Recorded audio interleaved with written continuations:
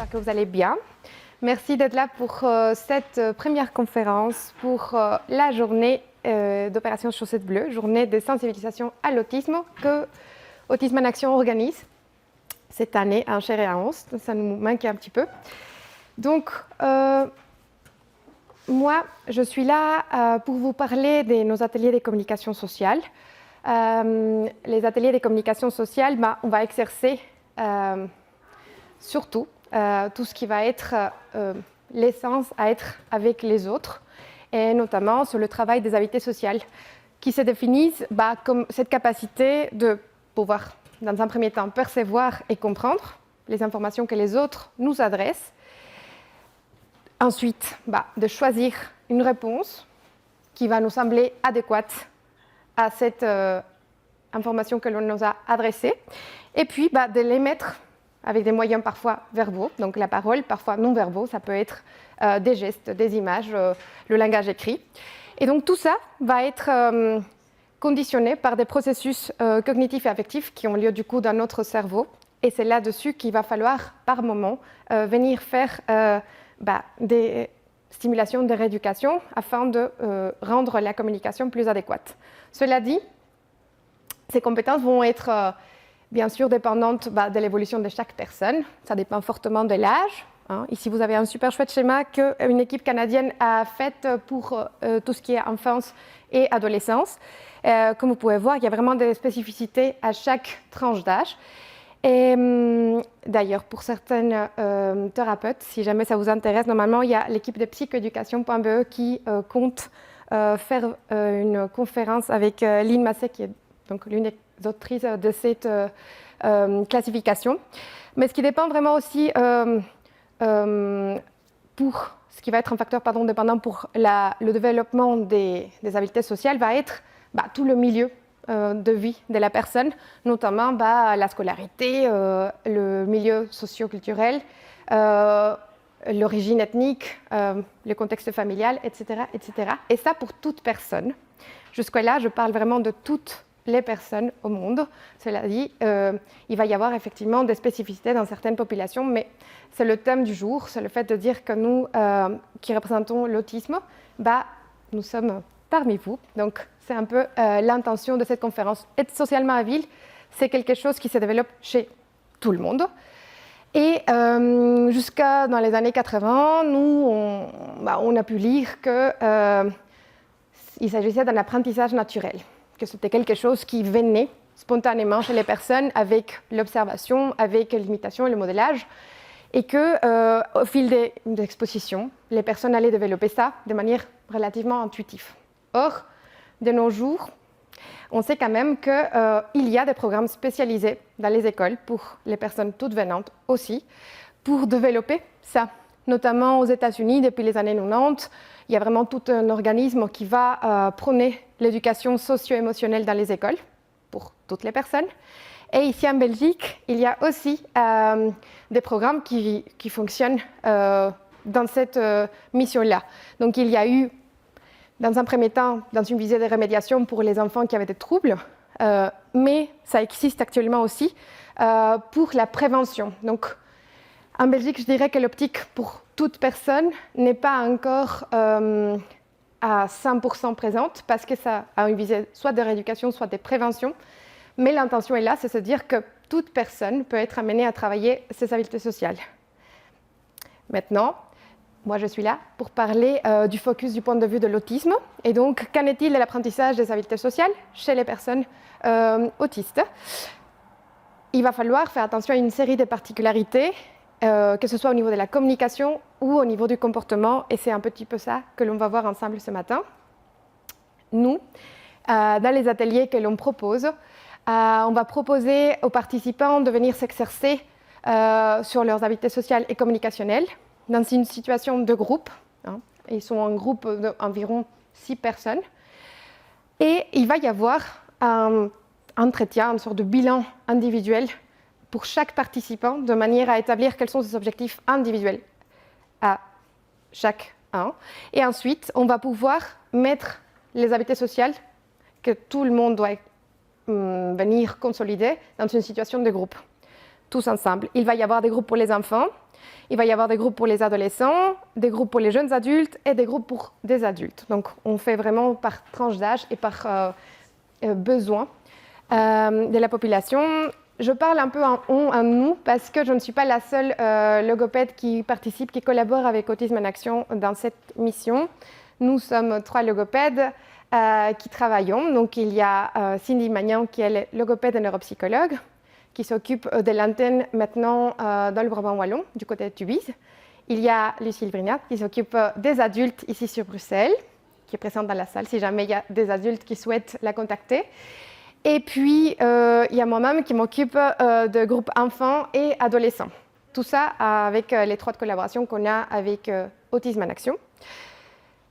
Mais mon intention, c'est vraiment pas de vous faire un peu de la pub ou de parler longuement de ce qu'on fait dans les ateliers, parce que pour ça, vous pouvez nous contacter et on fera les explications nécessaires, on vous donnera les renseignements par écrit. Moi, aujourd'hui, je voudrais vraiment mettre l'accent sur les particularités de la communication et du comportement auxquelles nous, on fait le plus attention dans notre travail. Et donc, il va y avoir toute la partie communicationnelle avec, on sait que dans l'autisme, il existe un déficit en théorie de l'esprit, donc la capacité que les personnes ont pour pouvoir inférer et attribuer les états mentaux. Donc, qu'est-ce que la personne qui est devant moi pense dans une certaine situation. Et puis, du coup, venir associer la bonne intentionnalité de son message lorsqu'il nous est adressé. Parfois, c'est là où il peut y avoir des couacs de communication. On sait également qu'il y a souvent un manque de cohérence centrale ou le fameux biais du détail. Donc, ça veut dire une tendance de nombreuses personnes autistes à se focaliser lorsqu'ils perçoivent quelque chose sur un détail de l'information qui les attire, plus particulièrement que le reste, et donc à avoir quelque part une perception morcelée d'une situation, d'une information, parce que c'est ça qui a été le plus intéressant pour eux dans un premier temps. Et puis parfois, ça devient compliqué de venir faire la photo globale, on peut dire, de l'image, de la scène. Du coup, on va rencontrer des difficultés pour abstraire certains concepts, pour interpréter les choses comme c'est attendu que l'on le fasse. Il y a également tout ce qui est la compréhension littérale du langage. On sait que l'accès au second degré, tout ce qui va être les expressions idiomatiques, l'humour, l'ironie, ça peut être parfois problématique. Ça peut nous mettre dans des situations inconfortables dans lesquelles on attend de nous un rire ou bien que l'on soit offusqué et nous, on ne réagit pas de la façon dont les autres auraient voulu que l'on réagisse. Donc, tout ça, ce sont des exercices que l'on va mettre en avant dans nos ateliers parce que c'est important pour les personnes d'être sensibilisées à l'existence de ce type de communication et puis de savoir y faire face. Ça s'apprend, ce n'est pas si évident que ça. Il y a aussi tout ce qui est les faibles capacités d'imitation, donc le fait que des choses que les autres, comme on disait auparavant, ont appris des choses intuitivement, rien qu'en regardant, parfois ça ne va pas être simple. On sait aussi qu'il y a la question du contact visuel qui est parfois un frein, parce que du fait que l'on ne va pas être à la même hauteur, dans le même regard, on va louper certaines informations qui auraient pu nous permettre de mieux imiter. Donc, on va à chaque fois stimuler ça tout en guidant. Chez nous, et ça je tiens quand même à le dire, c'est important de dire qu'on ne va pas éduquer le regard pour avoir un contact visuel les yeux dans les yeux parce qu'on sait combien c'est anxiogène pour les personnes autistes, donc on ne va pas forcer cela. On va plutôt encourager à aller vers la direction de l'autre. Si la personne est face à moi, je vais plutôt avoir une posture qui est vers cette personne, vers l'avant. Si la personne est à mon côté, je vais tourner ma tête vers le côté, mais c'est jamais dire tu dois vraiment te fixer dans ses yeux parce qu'on sait que ça amène un inconfort et que ça ne va pas être porteur pour la communication. Donc il y a tout plein de stratégies que l'on peut développer dans ce sens-là et c'est ça aussi que l'on pratique dans les ateliers. Et celle que j'ai mis en couleur, c'est celle dont je voudrais vous parler davantage aujourd'hui, ça va être les spécificités sensorielles et la régulation émotionnelle. Dont on parle peu, en tout cas je trouve dans notre formation en tant que logopède et pour lesquelles on doit se former de manière continue parce qu'en fait ça va être une des bases de notre accompagnement. Donc pour tout ce qui est les spécificités sensorielles, il faut savoir ce que c'est déjà que l'intégration sensorielle, ça va être la capacité de réagir de manière adéquate à une stimulation de l'environnement et de s'adapter. Alors, on connaît, je pense qu'il y a des mots qui vont sortir que vous connaissez, que vous avez déjà entendu, tout ce qui va être l'hypersensibilité, l'hyposensibilité. Il y a plusieurs dénominations. Moi ici, je parle de la réactivité parce que ça va dans ce terrain-là aussi, mais vous l'avez dans l'infographie, on parle de l'hyposensibilité. Sensibilité, réactivité, pour moi aujourd'hui, en tout cas ce matin, on va parler de la même chose. C'est le côté hyper bas, le fait de réagir d'une manière très forte, d'une manière parfois exagérée aux yeux des autres, à des parfois faibles stimulations. Et puis le fait de ne pas réagir suffisamment quand la stimulation est parfois en elle-même forte. Donc il y a, on va dire, un dérèglement au niveau de la réactivité que l'on peut avoir face à des stimulations.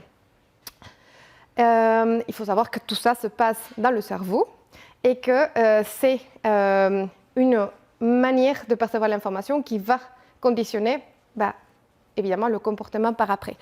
Donc chaque personne, attention, peut aussi présenter parfois des hyper-réactivités à certains sons, par exemple, comme les gros bruits des sirènes des ambulances, etc., ou l'aspirateur à la maison, mais une hyporéactivité pour le même canal sensoriel, c'est-à-dire l'audition, comme l'appel du prénom. Cela n'est pas conditionné que pour le son, ça peut arriver pour les autres sens également. Et c'est assez paradoxal. Tout en temps, moi, personnellement, je peux vous avouer, j'ai cru au début qu'on était hypo ou hyper pour l'un de sens. Et que voilà, si on était hyper pour l'audition, on était hyper pour l'audition et puis c'est tout. En fait, non, on comprend au fur et à mesure que l'on rencontre des patients et puis même quand on se renseigne qu'en fait, un sens peut avoir différentes expressions et différentes perceptions.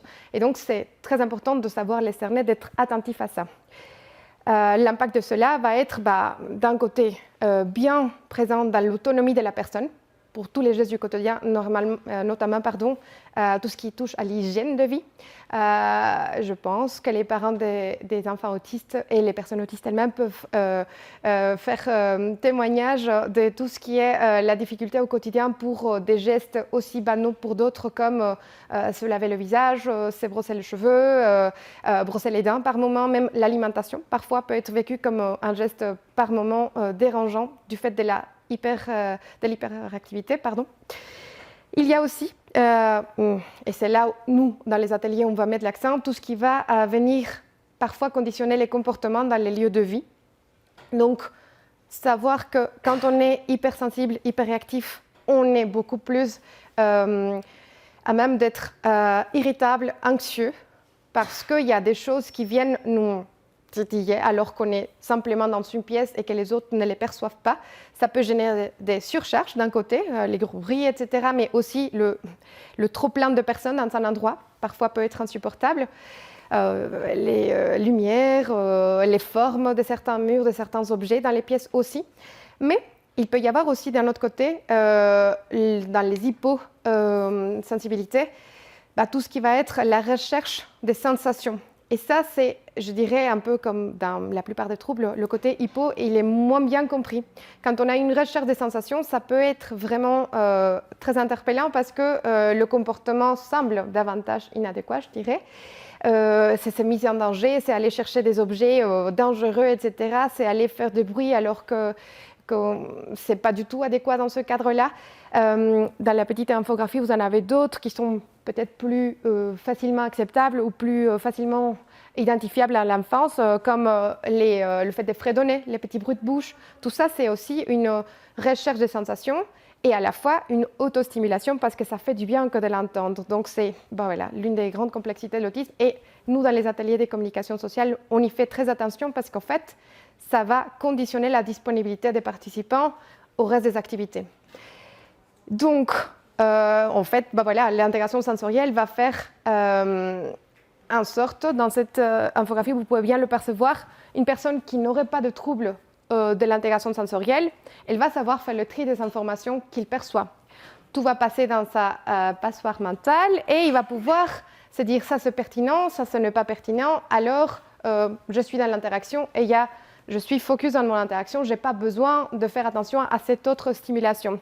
Tandis que quand l'intégration sensorielle fait défaut par moment. Il va y avoir un défaut de filtrage. On va facilement être perturbé par une série de stimulations auxquelles on ne serait pas censé faire attention à ces moments précis parce que, voilà.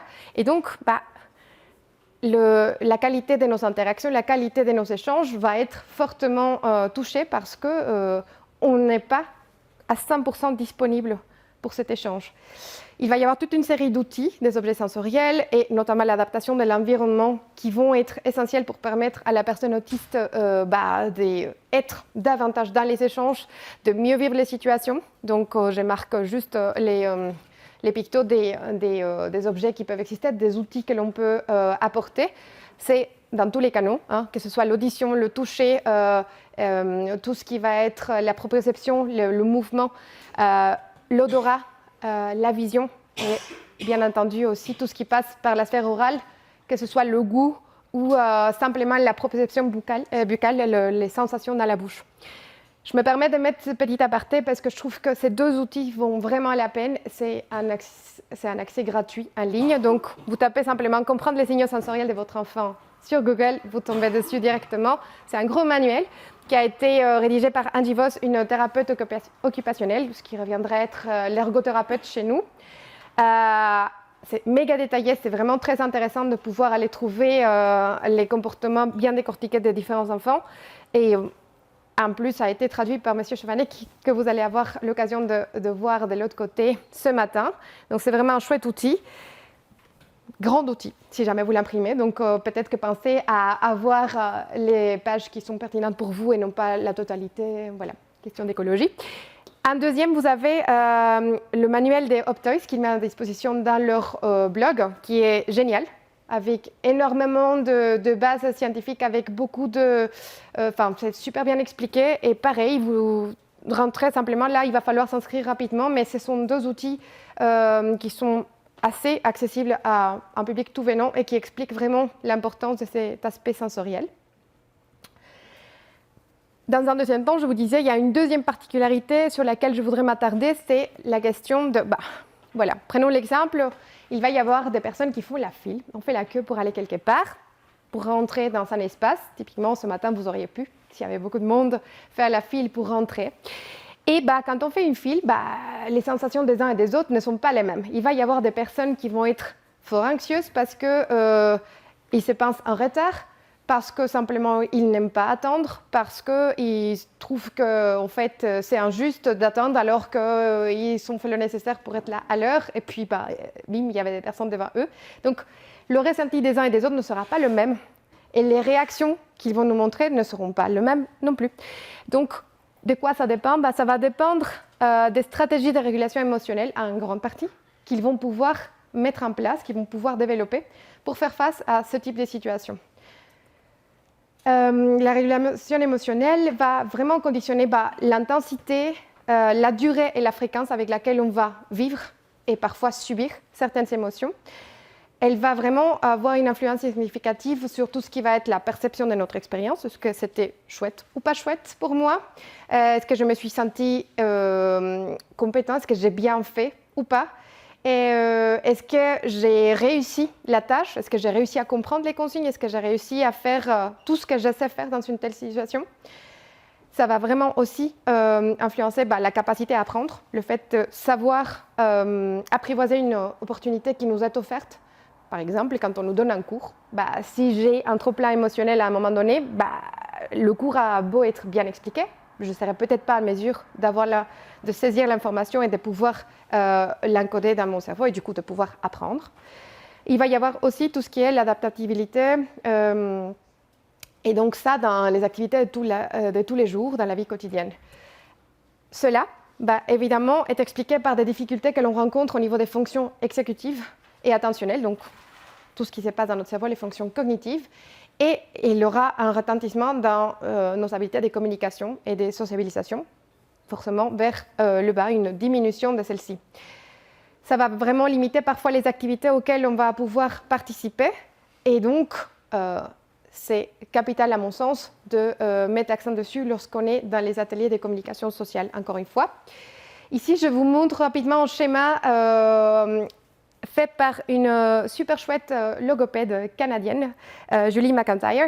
Elle fait toute une conférence, si vous tapez le titre, La régulation émotionnelle chez les personnes présentant un TSA, mieux comprendre la nature et les impacts. Vous pouvez avoir sa conférence en ligne, elle est vraiment, vraiment très intéressante.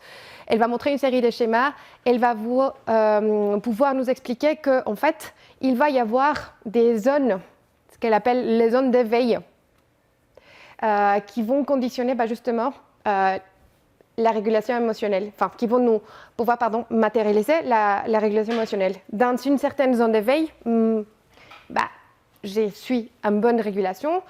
Quand je franchis un cap, ma régulation devient moins bonne. Donc en bleu, on a tout ce qu'on appelle la zone optimale. Et ensuite, plus on descend, plus on est, on va dire, fermé à la régulation émotionnelle, mais d'une manière plutôt verrouillée. Donc, c'est le fait de ne pas être disponible, pas être dans la perception de certaines émotions. Donc, on peut dire comme si on dormait. Hein. Et puis, le côté qui monte vers le rouge, ça va être un état d'agitation. Donc, où on va vraiment être dans une dysrégulation, mais du fait que tout est trop au présent, que tout va être trop important. Et donc, du coup, l'idéal, c'est ni le trop, ni les pas assez. L'idéal, ce serait de se trouver dans cette zone de confort dans laquelle on peut réguler parce qu'on est dans la possibilité de vraiment ouvrir les solutions que l'on peut développer. Et donc, la régulation émotionnelle est connue pour être un processus cumulatif. On n'est pas éveillé, puis d'un coup endormi et il ne se passe rien entre-temps. Il va y avoir tout un transit dans notre journée dans lequel les événements que l'on va rencontrer, les activités dans lesquelles on va s'engager vont nous apporter une série de sensations, une série d'émotions. Et donc, si on est dans un état d'éveil, par exemple, optimal, on peut avoir une première solution une première situation qui nous met au défi. Bim, on est toujours dans notre zone d'éveil optimale, on y fait face correctement, ainsi de suite. Elle pourrait monter en flèche et aller directement vers le trop-plein, vers l'agitation, vers cette zone où on n'est plus du tout dans la capacité de réguler, si on ne mettait rien comme stratégie de régulation émotionnelle en place. Mais lorsqu'on a des stratégies de régulation émotionnelle et qu'on y fait appel, parce qu'il faut y penser dans un premier temps, alors on peut redescendre, on peut être en train de sortir de cette zone optimale et puis se dire si je pense à utiliser ma stratégie, je redescends et je retourne dans ma zone d'état de régulation optimale. Donc, pour ce faire, il va y avoir vraiment 3 grandes catégories de régulation émotionnelle, de stratégies de régulation émotionnelle. L'autorégulation, ça va être vraiment moi, de mon côté, je vais chercher toutes les petites activités qui me font du bien. J'imagine que vous connaissez des matériaux comme les fiches pour être zen, etc., dans lesquelles on va dire, par exemple, boire un verre d'eau, aller faire quelques allers-retours dans le couloir, par exemple, si on sort d'une pièce, aller chercher un objet sensoriel qui me fait vraiment du bien. Tout ce que je peux faire tout seul pour me faire du bien. Ensuite, il va y avoir la régulation mutuelle. Ça va être vraiment aller chercher une interaction qui m'est bénéfique. Souvent, chez les enfants, ça va être aller chercher un câlin de papa ou maman. Ça va être, quand je suis plus grand, aller chercher un ami avec lequel je me sens en confiance pour lui expliquer si ça ne va pas, pourquoi ça ne va pas, ou simplement m'asseoir à côté de lui si je n'ai pas la force de parler et simplement passer du temps avec pour me recentrer et pour retourner à mon calme. Tout ça va dépendre du contexte. À qui je peux faire appel en fonction de tel ou tel contexte. On ne peut pas aller faire appel à maman ou papa quand on est à l'école. Donc, du coup, les enfants sont souvent amenés à devoir chercher une personne ressource à l'école. C'est souvent les éducateurs ou l'institutrice quand ils sont juste avec un seul prof à l'école. Mais ça peut être aussi parfois le monsieur, la madame, la cantine. Parfois, c'est vraiment une question de relationnel. À qui je peux faire confiance, avec qui je me sens à l'aise, et celle-ci, ça deviendra une personne qui peut me fournir une régulation mutuelle. En dernier, il va y avoir tout ce qui est la récupération suite à la perte de régulation. Donc là, c'est vraiment quand on a un débordement, on peut appeler ça comme ça, un état de crise, ou bien, et on en parle aussi un peu moins, tout ce qui est hypo. Hein. Donc l'attentional shutdown, ça va être quand la personne a tellement descendu son état d'éveil qu'elle se met dans un état un peu d'hibernation, on peut dire ça comme ça, on est fermé, on ne sait rien faire souvent, on ne peut pas bouger, souvent on est vraiment ce qu'on peut observer de loin, de l'extérieur, être tétanisé. Ben ça c'est aussi une grosse perte de régulation. Ce n'est pas parce qu'on ne fait pas de pied de main qu'on n'est pas dans une zone de danger au niveau de la régulation émotionnelle aussi. Et c'est souvent là qu'on va avoir parfois plus besoin d'assistance parce qu'en fait on verbalise moins, on montre moins et on est parfois terriblement mal quand même. Donc ça par exemple c'est un outil, j'ai oublié malheureusement ce livre-là, je voulais l'apporter parce que c'est des pictos, etc. C'est assez chouette à pouvoir manipuler. Mais bon, vous avez la photo, c'est un petit livre. La série s'appelle Ben et les habiletés sociales. Il y a plusieurs titres. Mais il y en a un particulièrement où on a une planche, un peu comme celle-ci, avec les différentes catégories. En prévention, quand je vais déborder, lorsque je déborde et après avoir débordé. Et ça, c'est vraiment les différents stades d'une perte de régulation. Et alors, c'est vraiment une stratégie dans laquelle l'enfant, c'est adressé aux enfants, va conscientiser qu'en fait, il passe d'un stade à l'autre et qu'il peut effectivement mettre des solutions différentes à chaque stade.